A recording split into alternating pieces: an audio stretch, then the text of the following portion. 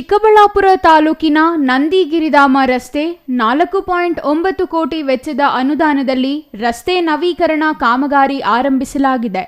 ನಂದಿಗಿರಿಧಾಮದ ರಸ್ತೆ ಕಿರಿದಾಗಿದ್ದು, ರಸ್ತೆಯ ಡಾಂಬರೀಕರಣ ಕೈಗೊಳ್ಳಲು ರಸ್ತೆ ಸಂಚಾರವನ್ನು ಸಂಪೂರ್ಣವಾಗಿ ನಿರ್ಬಂಧಿಸಲು ಸಾಧ್ಯವೇ ಎಂದು ಕಾಮಗಾರಿ ಗುತ್ತಿಗೆದಾರರು ಕೋರಿದ್ದು, 1 ತಿಂಗಳ ಅವಧಿಗೆ ವಾರದ ದಿನಗಳಲ್ಲಿ ರಸ್ತೆ ಸಂಚಾರವನ್ನು ನಿರ್ಬಂಧಿಸಲು ಕೋರಿದ್ದಾರೆ ಎಂದು ಜಿಲ್ಲಾಧಿಕಾರಿಗಳು ಆದೇಶದಲ್ಲಿ ಹೇಳಿದ್ದಾರೆ. ಗುತ್ತಿಗೆದಾರರ ಮನವಿ ಮತ್ತು ಸಹಾಯಕ ಕಾರ್ಯಪಾಲಕ ಎಂಜಿನಿಯರ್ ಶಿಫಾರಸು ಮಾಡಿರುವಂತೆ 1 ತಿಂಗಳ ಅವಧಿಗೆ ವಾರದ ದಿನಗಳಲ್ಲಿ ಅಂದರೆ ಶನಿವಾರ ಮತ್ತು ಭಾನುವಾರ ಹೊರತುಪಡಿಸಿ 4 ವಾರಗಳ ಸಂಚಾರ ನಿರ್ಬಂಧಿಸಿ ಡಾಂಬರೀಕರಣ ಕಾಮಗಾರಿ ಮಾಡಲು ರಸ್ತೆ ಸಂಚಾರವನ್ನು ಸಂಪೂರ್ಣವಾಗಿ ನಿರ್ಬಂಧಿಸಲು ಅನುಮತಿ ನೀಡಲಾಗಿದೆ. ಹಾಗಾಗಿ ಮಾರ್ಚ್ 24ರಿಂದ ಏಪ್ರಿಲ್ 25ರವರೆಗೆ ವಾರಾಂತ್ಯಗಳನ್ನು ಹೊರತುಪಡಿಸಿ ವಾಹನ ಸಂಚಾರವನ್ನು ನಿರ್ಬಂಧಿಸಲು ಜಿಲ್ಲಾಧಿಕಾರಿಗಳು ಆದೇಶಿಸಿದ್ದಾರೆ.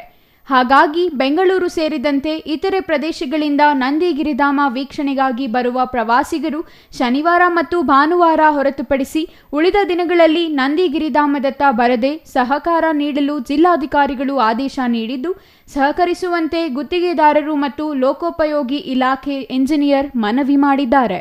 ನಂದಿ ಬೆಟ್ಟದ ಏನು ರೋಡ್ ಇದೆ, ಅಂದರೆ ನಂದಿ ಬೆಟ್ಟಕ್ಕೆ ಹೋಗ್ತಕ್ಕಂಥ ರಸ್ತೆ ಏನಿದೆ, ಅದನ್ನು PWD ವತಿಯಿಂದ ಕಾಮಗಾರಿಯನ್ನು, ರಸ್ತೆ ಕಾಮಗಾರಿ ಅಂದರೆ ಈಗೇನು ರೋಡು ಸ್ವಲ್ಪ ಹಾಳಾಗಿದೆ ಅದೆಲ್ಲ ರಿಪೇರ್ಸ್ ವರ್ಕನ್ನು ಮಾಡ್ತಕ್ಕಂಥದ್ದು, ಡಾಂಬರೀಕರಣ ಮಾಡ್ತಕ್ಕಂಥ ಕೆಲಸವನ್ನು ಕೈಗೆತ್ತಿಕೊಳ್ತಾ ಇದ್ದಾರೆ.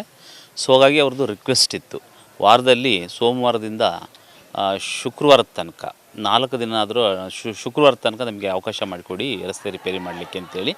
ಹಾಗಾಗಿ ನಾನು ವಾರದಲ್ಲಿ ಶುಕ್ರವಾರ ಸಂಜೆ 6:30 ತನಕನೂ ಕೂಡ ಅವರಿಗೆ ಕೆಲಸ ಮಾಡಲಿಕ್ಕೆ ಒಂದು ಅವಕಾಶ ಮಾಡಿಕೊಟ್ಟಿದ್ದೀವಿ. ಶುಕ್ರವಾರ ಸಂಜೆ 6:30 ನಂತರದಲ್ಲಿ ನಂದಿ ಬೆಟ್ಟಕ್ಕೆ ಪ್ರವಾಸಿಗರು ಹೋಗಿ ಬರ್ಬೋದು. ಅಂದರೆ ಶುಕ್ರವಾರ ನೈಟ್ ಇರ್ಬೋದು, ಶನಿವಾರ ಇರ್ಬೋದು, ಭಾನುವಾರ ಇರ್ಬೋದು, ಅಲ್ಲಿ ತನಕನೂ ಕೂಡ ಅವರು ಇರ್ಬೋದು.